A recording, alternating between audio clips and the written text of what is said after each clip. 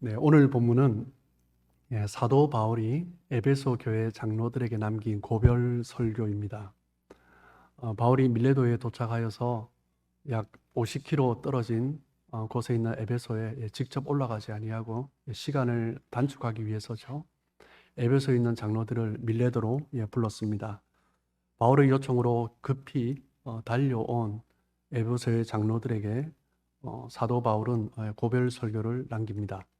19절 말씀을 보시면 모든 겸손과 눈물이며 유대인의 관계로 말미암아 당한 시험을 참고 주를 섬긴 것과 사도 바울은 3차 전도 여행 때 지금은 돌아가는 길이지만 이제 올라가서 아시아를 지나서 그리고 이제 마게도냐로 넘어가기 전에 이 에베소에서 3년을 머물러서 말씀을 가르쳤습니다.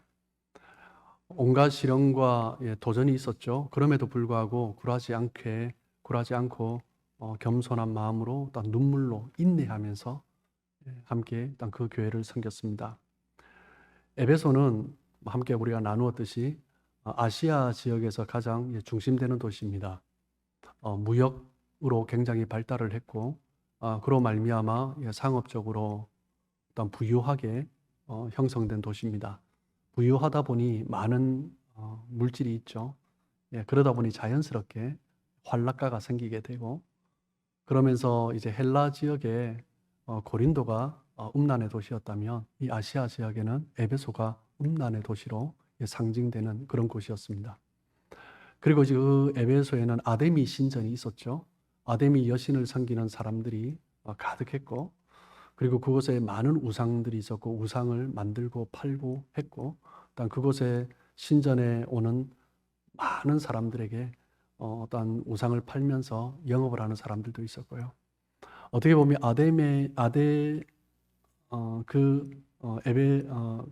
에베소라는 도시가 그 아데미 신전을 중심으로 해서 형성이 되었고 또한 무역으로 굉장히 부유하게 형성된 어떻게 보면 두 가지 특징이 에베소 도시의 특징이다라고 말을 할 수 있을 것입니다. 그 환경 가운데서 사도 바울은 말씀을 전한 거죠. 20절 말씀을 보시면 유익한 것은 무엇이든지 공중 앞에서나 각 집에서나 거리낌이 없이 여러분에게 전하여 가르치고 공중 앞에서 믿지 않는 사람들도 가득하죠. 또 시장에서 어떤 우상을 섬기는 사람들도 가득했고요. 공중 앞에서 그들에게 유익한 것이라며 거리낌 없이 전한 것입니다. 그러면 많은 반대가 있었겠죠. 그럼에도 불구하고 전한 거죠. 공중 앞에서뿐만 아니라 각 집에서도 어떤 사람의 집에 방문해서 단 개인적인 일이지만 정말 그 인간적인 관계에 좌우되지 아니하고 정말 그 영혼을 위해서라면 거리낌 없이 하나님 주신 말씀을 선포했던 것이죠. 하나님의 말씀이라면 핍박받는 것도 굴하지 않고 또한 사람들과의 관계에도 연연하지 않고 온전히 그 말씀 그 자체를 전한 것입니다. 21절 말씀을 보시면 유대인과 헬라인들에게 하나님께 대한 회개와 우리 주 예수 그리스도에 대한 믿음을 증언한 것이라. 유대인들과 헬라인들에게 회개하라. 그리스도의 그 구원하심, 그것을 믿으라라고 전한 거죠. 여러분, 그 말씀을 듣는 유대인들이 어땠을까요? 유대인들은 누굽니까? 예수 그리스도를 십자가에 못 박아 죽인 사람들입니다. 그런데 그 사람들에게 예수 그리스도가 구원자다라는 거죠.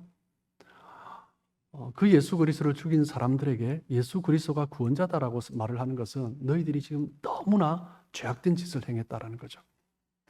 그 그리스도를 죽인 사람이 이 사도 바울을 죽이는 것을 염려하겠습니까? 주저하겠습니까? 마땅히 죽일 수가 있는 거죠. 사도 바울이 그 유대인들에게 회개를 선포하는 것은 자살 행위나 마찬가지였습니다. 그리고 여러분 헬라인들 또한 생각해 봅시다.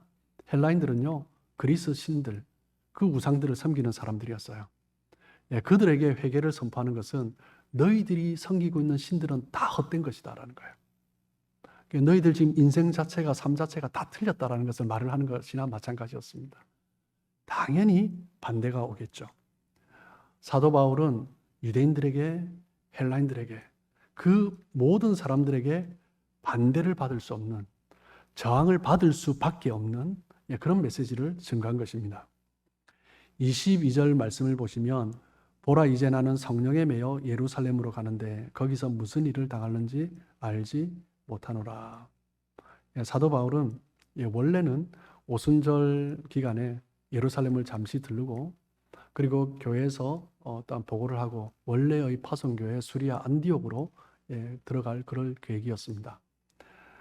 그런데 성령께서 최종 목적지가 안디옥이 아니라 예루살렘이다라는 것을 가르쳐 주셨죠. 23절에 보면 오직 성령이 각 성에서 내게 증언하여 결박과 환난이 나를 기다린다 하시나, 드로아에서 지난주 본 것처럼 드로아에서 아소로 가는 길에 사도 바울이 주님을 의지하면서 나가는데 그때뿐만 아니라 고린도를 지나서 아덴을 거쳐서 그리고 위쪽으로 베레아로 올라왔을 때도, 그리고 그 위에 데살로니가를 지나서 빌립보를 지나서 그리고 드로아를 내려갔을 때, 아소를 지나갔을 때, 각 성을 지날 때마다 성령께서 가르쳐 주실 거예요. 예루살렘으로 가면 너는 결박될 것이다. 환난이 기다리고 있다. 그것을 가르쳐 주신 거죠. 그럼에도 불구하고 사도 바울은 멈추지 아니하고 나아갔습니다. 예루살렘으로 가면 죽을 수도 있다. 이제 나의 삶이 마지막이 될 수 있다라는 것을 알았지만 사도 바울은 성령이 함께 하시기에 멈추지 않고 그 길을 걸어갔던 것입니다. 우리 24절 말씀 너무 중요한 말씀이죠. 우리 다시 한번 한 목소리로 합독하겠습니다. 자, 시작. 내가 달려갈 길과 주 예수께 받은 사명 곧 하나님의 은혜의 복음을 증언하는 일을 마치려 하면은 나의 생명조차 조금 더 귀한 것으로 여기지 아니하노라. 사도 바울은 나의 달려갈 길, 내가 달려갈 길, 지금 어디로 달려가고 있어요? 예루살렘으로요. 예루살렘에 가면 뭐가 있다고요? 결박과 환난, 죽음이 기다리고 있는 거예요. 그런데 주저하면서 가는 것이 아니라 내가 달려가고 있다라고 말을 합니다. 그 결박, 그 환난, 그 죽음의 길, 자기 자신이 반드시 가야 할 길이다라는 거예요. 그런데 사도 바울은 그 길을 왜 가야 하는지 분명히 자기 자신이 알고 있습니다. 나의 달려갈 길, 주 예수께 받은 사명, 곧 하나님의 은혜의 복음을 증언하는 일을 마치려 하면은, 하나님의 그 복음을 증거하기 위해서 정말 내 삶을 다해서 복음을 증거하다가 내 인생이 마쳐진다 할지라도 그 일을 계속하겠다라는 거예요. 피하지 않겠다라는 거죠. 자신의 생명조차, 복음을 증거하기 위하여서 나의 생명조차 귀한 것으로 여기지 않겠다. 나의 생명조차 조금 더 귀한 것으로 여기지 않겠다. 그렇게 고백하면서 예루살렘으로 달려가고 있는 거예요. 환난과 박해가 기다리고 있는 예루살렘이지만, 죽음의 결박이 기다리고 있는 예루살렘이지만 사도 바울은 전혀 두려워하는 모습이 보이지 않습니다. 주저하는 모습도 보이지 않습니다. 이 복음을 전하다가 죽어도 괜찮다라는 거예요. 여러분, 제일 무서운 사람이 누구예요? 죽음을 각오하고 달려드는 사람입니다. 그런 사람 무조건 피해야 됩니다. 근데 사도 바울이요, 복음을 증언하면서 죽음을 각오하고 달려드는 거죠. 그 복음을 증언하는 일을 사도 바울은 뭐라고 합니까? 나의 사명이다라고 말을 해요. 사명을 영어로는 이제 미션이죠. 그런데 이 미션이라는 단어는 라틴어 미시오에서 나온 단어입니다. 라틴어 미시오라는 단어는 동사 보내다라는 뜻이죠. 즉 사명을 받았다라는 것은 보냄을 받았다라는 거예요. 사명은 누가 주신 거예요? 하나님이 주신 거죠. 즉 하나님으로 말미암아 우리가 보냄을 받은 자다라는 것입니다.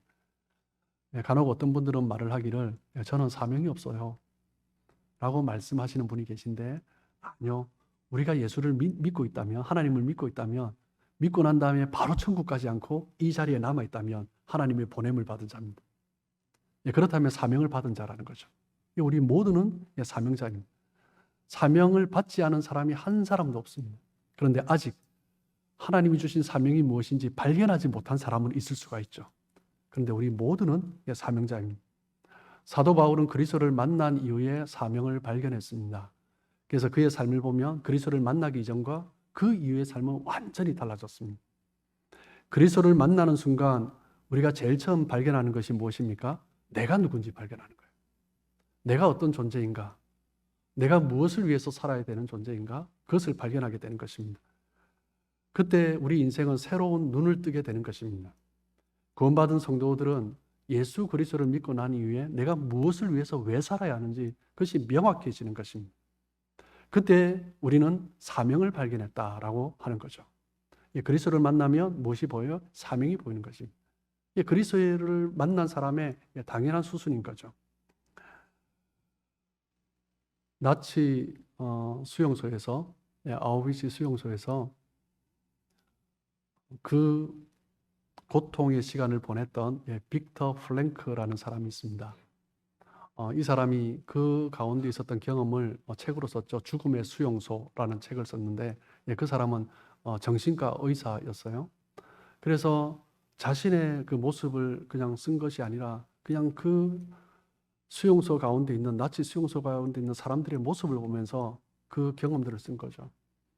어떤 사람들은 정말 살고 싶어서, 정말 생존에 급급해서 어떻게든 버텨보려고 그렇게 거했던 사람들이 있습니다. 그런 사람들의 대부분을 보면 쉽게 정말 낙심하고 낙담하고 정신적으로도 너무나 쉽게 무너지는 모습을 보고, 어떤 사람들은 정신적 착란을 일으키는 그런 현상도 보았다고 합니다. 그런데 어떤 사람을 보면 수용소 안에서도 정말 그 가운데 어떻게든 살아보려고 하는 것이 아니라 그 가운데 삶의 의미를 발견하고 그냥 자기를 갖고 가는 거죠. 유리조각을 발견해서 유리조각을 갈고 그 자리에서 면도를 하는, 매일 아침 또 유리조각을 갈아놓고 또 면도하고, 그런 사람도 봤다고 해요.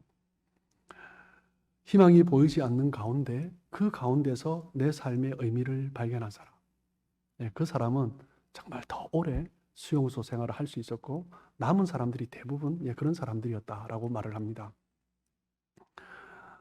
사명을 발견한 사람에게 보이는 특징이 무엇입니까? 사명은 내가 왜 이 자리에 있는지 그 이유를 발견하는 거죠. 그래서 그 자리가 어떻든지 내가 이 자리에서 살아가는 의미를 발견하는 것입니다. 그래서 사명을 발견한 사람에게는 무엇이 있냐면 그 삶의 집중력이 있습니다. 왜요? 내가 왜 이 자리에 있는지 그것을 알기 때문이죠. 그래서 사도 바울은 20장 24절에 뭐라고요? 내가 달려갈 길과, 나의 달려갈 길을 아는 거죠. 여러분, 누군가가 달려가요. 달려가는 사람들의 특징을 보면 대부분요, 목적이 뭔지 분명합니다. 어떤 목적지를 향해 가든지 또 몇 시간을 달리는 그런 목적이 있든지 목적이 분명해요. 그런데 목적이 분명하지 않은 사람은요, 달리지 못합니다. 달리면 금방 지쳐요. 목적 없이 달리는 것만큼 힘든 것이 없습니다. 누가 달려갈 수 있어요? 방향이 정확한 사람이 달려갑니다. 달려가는 사람은 초점이 분명한 사람입니다. 달려가는 사람은 그 삶 가운데 집중력이 있는 사람입니다. 방향이 분명하지 않으면 이것도 해보고 저것도 해보죠. 열심히 해봅니다. 방향이 분명하지 않은 상황에서 열심히 하면 남는 게 뭐예요? 공허한 것입니다. 험한 것입니다. 지치는 것입니다. 열심히 해도 뭔가 보이지 않는 거죠. 방향이 분명하면 열심히 하면서 그 과정에 있다는 것을 알기 때문에 아직은 미약하지만 조금씩 나아가고 있다는 것을 보게 되죠. 그런데 방향이 분명하지 않으면 아무리 열심히 해도 조금밖에 없는 거예요. 그래서 이것저것 해보는 것입니다. 그러다가 내가 지금 무엇을 하고 있는지, 왜 이것을 하고 있는지조차도 깨닫지 못한 채, 모른 채 그 일을 하고 있는 경우가 얼마나 많은지 모릅니다. 자신이 무엇인지 모르는 인생은 그렇기 때문에 산만해질 수밖에 없는 거죠. 내가 무엇을 위해서 달려가고 있는가? 그 사람의 인생이 산만하지 않고 초점을 맞추면서 집중력 있게 살아가는 거죠. 사명을 발견한 사람의 인생을 보면 특징이 뭐냐면 뚜렷한 인생을 살아갑니다. 그것이 축복인 거죠. 하나님께서는 우리에게 사명을 주셨어요. 그 사명 가운데 우리를 지으셨습니다.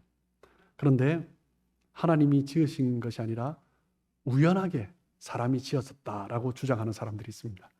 진화론자들이죠. 인간이 우연히 생성되었다라고 합니다. 진화론자들이 말을 하는 그런 철학을 보면 공통점이 뭐냐면요, 우리 인간은 우연히 지어진 존재이기 때문에 인생을 살아가는데 그렇게 부담을 갖지 말라라고 말을 합니다. 우연히 지어진 존재니까요. 우연히 지어진 존재이기 때문에 있는 곳에서 즐기라라는 거죠. 내가 원하는 것을 하고 싫은 것을 하지 않고, 그냥 되는 대로 살아가는 것. 이것이 진화론자들이 말을 하는 그런 인생의 특징입니다. 그렇기 때문에 진화론자들은 느낌을 중요하게 생각하고 내 감정을 중요하게 생각하고 본능을 중요하게 생각합니다. 동물이 그렇죠. 진화론자들이 뭐 동물에서 진화되었다고 말을 하니까요. 동물은요, 본능적인 것만 충족이 되면 만족을 누립니다. 동물의 특징입니다. 그런데 인간은 그렇지 않습니다. 인간은요, 내가 먹는 것, 입는 것, 무엇을 가지는 본능적, 잘 먹고 그것이 넘쳐나도 우리 인간은요, 쉽게 만족하지 않습니다. 무엇 때문입니까? 우리 인간은요, 하나님의 형상을 따라 하나님이 지으신 분명한 목적이 있기 때문입니다. 그래서 우리 인간은 본능으로만 만족할 수가 없는 거죠. 하나님께서 우리에게 분명한 목적을 가지고 우리를 지으셨는데 사람이 죄를 지음으로 말미암아 그 목적을 상실하게 되었습니다. 죄 가운데 사는 사람들의 특징은 무엇이에요? 내가 왜 사는가? 그것을 발견하지 못하는 거죠. 그것이 죄가 가져다 준, 인류에게 가져다 준 가장 큰 비극입니다. 살아가면서 왜 사는지 모르는 거예요. 그러면서 점점 타락해 가는 것입니다. 우리 인간은 하나님이 지으신 존재이기 때문에, 목적을 가지고 지으신 존재이기 때문에 각자에게 분명한 사명이 있습니다. 우리의 존재 이유 자체가 사명인 것이죠. 하나님의 부르심을 따라 살아가는 인생, 그것이 우리 인생의 존재 이유입니다. 그렇기 때문에 우리 모든 사람은 하나님의 부르심을 받은 사명자다라는 거죠. 그렇다면 여러분, 어떤 자가 사명자로 살아갈 수 있습니까? 사명자의 특징은 무엇이냐면요, 하나님에 대한 확신이 있습니다. 하나님에 대한 확신이 있을 때 사명을 발견할 수 있죠. 하나님에 대한 확신이 없으면요, 사명을 발견할 수가 없어요. 구원에 대한 확신이 있는 사람이 사명을 발견할 수 있습니다. 내가 하나님의 자녀로 부름을 받았다는 확신이 있는 사람이 사명을 발견할 수 있어요. 내가 오늘 당장 죽어도 하나님의 나라 천국에 갈 수 있다는 확신이 있는 사람이 사명을 따라 살아가는 것입니다. 하나님을 바로 알고 하나님의 뜻이 이루어진다라는 그 사실을 믿고 하나님의 말씀에 대한 확신을 가지는 것, 이것이 얼마나 중요한지 모릅니다. 많은 사람들이 머리로는 알지만 하나님의 말씀이 그대로 이루어진다라는 확신 없이 살아가는 경우가 얼마나 많습니까? 하나님의 말씀에 대한 확신이 없으면 부르심을 따라 살아갈 수가 없죠. 말씀에 대한 확신이 없는데 어떻게 그 말씀을 따라 살아갈 수가 있겠습니까? 오랫동안 하나님을 믿고 있고 하나님을 알고 있지만 그 삶 가운데 아무 일이 일어나지 않는 이유가 바로 그런 것 때문입니다. 마태복음 24장 14절 말씀을 보시면 이 천국 복음이 모든 민족에게 증언되기 위하여 온 세상에 전파되리니 그제야 끝이 오리라. 하나님의 말씀입니다. 저는 이 말씀에 대한 확신이 있습니다. 이 말씀이 우리가 이 땅에서 살아가고 있는 존재 이유입니다. 하나님께서 우리를 구원하시고 바로 영원한 나라 천국에 데려가지 않으시고 우리를 이 땅에 남겨놓으신 우리의 존재 이유가 되는 말씀입니다. 천국 복음이 모든 민족에게, 온 세상에게, 하나님이 택한 백성 마지막 한 사람까지 그 사람이 예수 그리스도의 복음을 듣고 믿을 때 그제서야 예수님이 오신다라는 거죠. 예수님의 말씀은 그대로 이루어집니다. 그렇기 때문에 하나님의 이 말씀을 붙들고 나아가는 삶, 그것이 너무나 중요한 거죠. 때로는 우리 인생을 볼 때 자격이 없는 것처럼 보이고 우리 인생이 좀 너무 엉성하게 보인다 할지라도 그 인생이 하나님의 말씀에 대한 확신이 있고 그 말씀을 붙들고 나아간다면 하나님이 그 인생을 쓰시는 거죠. 선교사님 가운데 간혹 그런 분들이 있어요. 너무 엉성한 분이 있어요. 선교사님 맞나 싶을 정도로 때로는 시험이 들 때가 있습니다. 그럼에도 불구하고 그 선교사님이 너무 엉성하고 좀 연약한 모습이 있다 할지라도 하나님의 말씀을 믿고 그 말씀이 전해졌을 때 하나님이 오신다라는 그것을 믿고 나간 사람이라면 정말 하나님에 대한 확신 가운데 쓰임받는 사람입니다. 우리가 엉성하다 할지라도, 우리가 연약하다 할지라도 말씀을 붙들고 나아가는 사람을 하나님이 쓰시는 이유입니다. 하나님이 쓰시는 이유는요, 우리에게 근거하고 있지 않는 거죠. 하나님의 그 말씀에 근거하고 있는 것입니다. 그렇기 때문에 우리는 때로는 연약해 보이지만 하나님의 그 말씀에 순종하며 나아간다면 함께 우리가 격려하고 함께 지원하고 함께 동력하는 거죠. 여호수아 1장 3절을 보시면 하나님께서 이제 모세가 이제 떠난 이후에 여호수아와 갈렙이 이스라엘 백성들이 이끌고 가나안 땅에 들어가야 했습니다. 얼마나 두렵습니까? 염려가 되죠. 그때 주신 말씀이죠. 내가 모세에게 말한 바와 같이 너희 발바닥으로 밟는 곳은 모두 내가 너에게 주었노니. 그 가나안 땅을 어떻게 주신다고요? 발바닥으로 밟으면 주시겠다라는 거예요. 이스라엘 백성들이 애굽에서 나온 이후에 40년을 광야에서 헤맸기 때문에 여호수아와 갈렙은 애굽에서 나왔지만 그 나머지는 다 광야에서 태어난 자손들이잖아요. 군사적으로 전혀 준비되지 않은 사람들입니다. 하나님은 그 이스라엘 백성들에게 이제 가나안 땅에 들어가야 하니까 군사적인 능력을 키워라라고 말씀하지 않으셨어요. 무엇을 말씀하셨어요? 그냥 내가 말한 그 땅을 밟으라라고 말씀하신 거예요. 그 땅을 밟기만 하면 하나님이 주시겠다라는 거죠. 밟는다라는 것은 무엇을 의미합니까? 말씀을 믿는다라는 거예요. 말씀을 확신한다라는 거예요.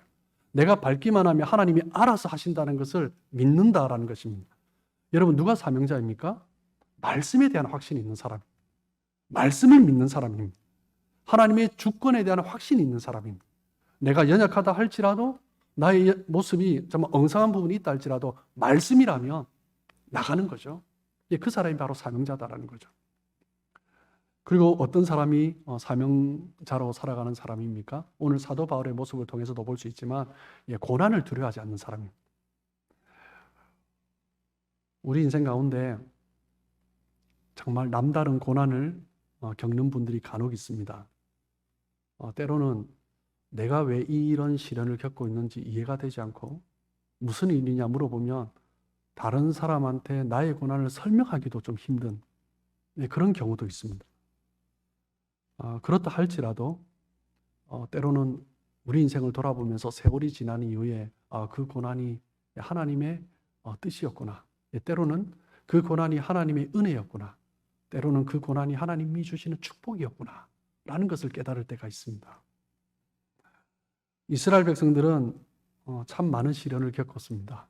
이스라엘 백성은 하나님의 택하신 선민입니다. 하나님의 백성인데 너무 많은 시련을 겪었어요. 전 세계 민족 중에 정말 이렇게 많은 고난을 겪은 민족이 있는가 싶을 정도로 정말 많은 고난을 겪었습니다. 하나님께서 예수님을 이 땅에 보내시고 십자가에 매달리게 하셨습니다. 십자가는요, 그냥 다른 것이 아니라 그냥 고난입니다. 십자가 그 자체는 고난입니다. 고통입니다. 그런데 그 예수님의 고난으로 말미암아 우리에게 구원이 주어진 거죠. 그 고난의 자리에서 아들 예수가 고통 가운데 죽어가는 그 모습을 보는 모친 마리아는 얼마나 또한 고통스러웠겠습니까?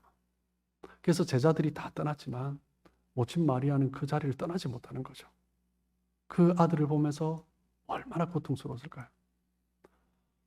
그보다도 더 고통스러운 분이 계시죠. 하나님 아버지십니다. 자신의 독생자 예수를 내어주신 거죠. 십자가에 매다신 거죠. 저주 가운데 그 저주는요, 그 진노의 저주는요, 하나님과 성자 예수님이 단절되는 시간입니다. 얼마나 고통스러우셨겠습니까? 십자가는 고난이었습니다. 고통이었습니다. 그런데 십자가 이후에 부활이 있는 거죠. 이것이 우리의 삶의 중요한 법칙입니다. 하나님의 축복은 고난을 통해서 나타나는 것입니다. 고난이 없이 축복이 나타나지 않습니다. 하나님께서는 우리를 더 좋은 길로 이끄시기 위해서 고난의 길로 인도하십니다. 고난의 끝에 찾아오는 것이 축복입니다. 하나님께서는 고난을 사용하십니다. 하나님은 고난을 통해서 연단된 사람을 통해서 일하시는 거죠. 히브리서 12장 11절 말씀을 보시면 무릇 징계가 당시에는 즐거워 보이지 않고 슬퍼 보이나 후에 그로 말미암아 연단받은 자들은 의와 평강의 열매를 맺느니라. 고난이 고난으로 끝난다면 저주죠. 그런데 하나님의 백성들에게 고난은 그냥 고난으로 끝나지 않습니다. 하나님께서 그 고난을 통해서 연단하시고 그 고난 가운데 하나님의 부르심을 따라 믿음으로 인내하며 나가는 자에게 하나님은 열매를 맺게 하시는 거죠. 고통을 통한 연단으로 열매를 맺는 것입니다. 여러분, 씨앗이 땅에 떨어져서 썩으면 그냥 그것으로 끝이 아닙니다. 씨앗이 썩을 때 새로운 생명이 움트는 과정이 시작되는 거죠. 우리의 삶도 마찬가지입니다. 그리스도인들에게 고난은 낭비가 아닙니다. 그리스도인들에게 고난은요, 새로운 생명이 움트는 시간입니다. 하나님께서 고난을 통해서 우리를 그렇게 세워가시는 거죠. 스위스의 정신의학자 칼 융은 이렇게 말을 합니다. 자신이 상처를 입어본 의사가 다른 사람을 치유할 수 있다라고 말을 합니다. 정신과 의사였죠. 정신과 의사로서 내가 상처를 경험해 보지 못했다면 그냥 다른 사람을 정신의 고통 가운데 있는 사람을 치유할 수 없다라는 거죠. 헨리 나우에는 여기 우리 라르시 토론토에 있는 데이브레이크 공동체에서도 노년의 사역을 섬겼죠. 예일 대학, 하버드 대학에서 교수로 섬기다가 마지막은 토론토 지역에서 장애인을 섬기는 삶으로 인생을 마무리했는데 헨리 나우엔이 쓴 책 중에 정말 가장 걸작이라 할 수 있는 책, 상처 입은 치유자라는 책이 있습니다. 그 책에서 말을 하는 것은 무엇이냐면 그리스도인들이 상처를 입는 이유는 무엇이냐면 그 상처를 통해서 다른 사람을 살리는 원천이 되기 때문이다라고 말을 합니다. 하나님께서 우리에게 상처를 주세요. 아픔을 주세요. 그런데 그 상처, 그 아픔을 겪은 사람만이 다른 사람의 상처를 치유할 수 있고 아픔을 겪는 사람들을 도와줄 수 있다는 거죠. 상처가 깊으면 깊을수록 치유받은 이후에 더 많이 사용될 수 있다는 것입니다. 고난을 경험한 사람만이 볼 수 있는 것이 있습니다. 고난을 통해서 경험할 수 있는 것이 있습니다. 고난을 통해서만 이해할 수 있는 것이 있습니다. 그 고난을 경험해 본 사람이 또 다른 사람을 이해할 수 있는 거죠. 고난을 통해서 나의 성품이 다듬어지고, 고난을 통해서 사랑의 폭이 넓어지고, 고난을 통해서 세상을 바라보는 관점이 달라지기 시작하는 것입니다. 하나님께서는 그렇기 때문에 고난을 통과한 사람을 쓰세요. 고난을 통해서 그 인생의 변화를 경험해 본 사람, 그 사람을 하나님이 쓰시는 거죠. 그렇기 때문에 고난이 우리에게 사명입니다. 고난이 하나님의 부르심이에요. 그 고난을 통해서 하나님의 일을 하시기 때문입니다.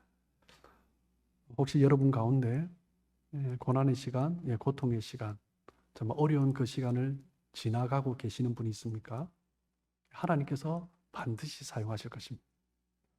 그 고난을 통해서 우리에게 또 다른 것을 깨닫게 해주시고, 우리를 더 넓게 우리를 예비하여 주시고, 그 고난을 통해서 하나님이 무엇을 하실지 깨닫게 하시는 거죠. 고난은 사명으로 연결될 수 있습니다. 고난이 사명으로 연결되면 그 고난은 시간 낭비가 아니에요. 인생 낭비가 아니에요. 새로운 하나님의 비밀을 깨달을 수 있는 축복인 거죠. 사명자는 어떤 사람입니까? 무엇보다 사명자는 하나님을 사랑하는 사람입니다. 어떤 사람의 믿음을 볼 때 우리가 정말 중요하게 봐야 할 것은 무엇이냐면 하나님을 얼마나 사랑하냐라는 거죠. 그 사람의 믿음의 크기는 하나님을 향한 사랑의 크기입니다. 하나님을 향한 사랑이 있느냐 없느냐, 하나님을 사랑하기 때문에 내가 어떤 결정을 하냐, 어떤 선택을 하냐, 그것을 보면 그 사람의 믿음을 알 수 있는 것입니다. 믿음의 사람은 어떤 사람이에요? 하나님을 사랑하는 사람입니다. 믿음의 사람은 하나님을 사랑하기 때문에 하나님의 영광을 위해서, 하나님의 뜻을 위해서, 하나님의 나라를 위해서, 하나님의 교회를 위해서 헌신하며 살아가는 거죠. 로마서 8장 28절 말씀을 보시면 우리가 알거니와 하나님을 사랑하는 자, 곧 그의 뜻대로 부르심을 입은 자들에게는 모든 것이 합력하여 선을 이루느니라. 하나님의 뜻대로 부르심을 받은 사람은 누구라고요? 하나님을 사랑하는 사람이다라는 거예요. 하나님을 사랑하는 사람, 하나님의 그 십자가의 은혜로 말미암아 구원을 받은 사람이라면 하나님을 사랑하지 않을 수 있겠습니까? 사랑하죠. 그 하나님을 사랑하는 사람에게 하나님이 사명을 주시는 것입니다. 누가 힘들고 어려울 때 나를 일으켜 세워준 사람이라면 그 사람을 사랑 못할 수가 없죠. 최선을 다해서 사랑할 것입니다. 하나님은 하나님을 사랑하는 사람, 그 사람을 통해서 하나님의 일을 이루어 가십니다. 하나님의 선을 이루어 가십니다. 하나님의 구원을 이루어 가십니다. 로마서 5장 8절에 보면 우리가 아직 죄인 되었을 때 그리스도께서 우리를 위하여 죽으심으로 하나님께서 우리에 대한 자기의 사랑을 확증하셨느니라. 우리가 여전히 죄인이었지만 받을 수 없는 사랑을 하나님이 주신 것입니다.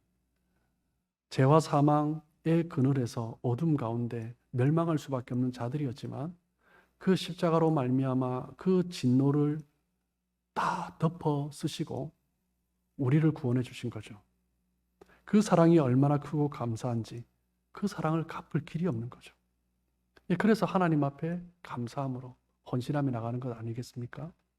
여러분, 누가 행복한 사람입니까? 나의 생명을 바칠 만한 것을 발견한 사람이 행복한 사람입니다. 나의 모든 것을 걸 만한 것을 발견한 사람이 행복한 사람입니다. 즉 사명을 따라 살아가는 인생이 행복한 인생인 거죠. 사도 바울은 주님을 위해서, 복음을 위해서 자신의 목숨을 바쳤습니다. 주님을 그만큼 사랑했기 때문에 나의 모든 것을, 나의 생명을 조금 더 귀한 것으로 여기지 않고 내어드릴 수가 있었던 것입니다.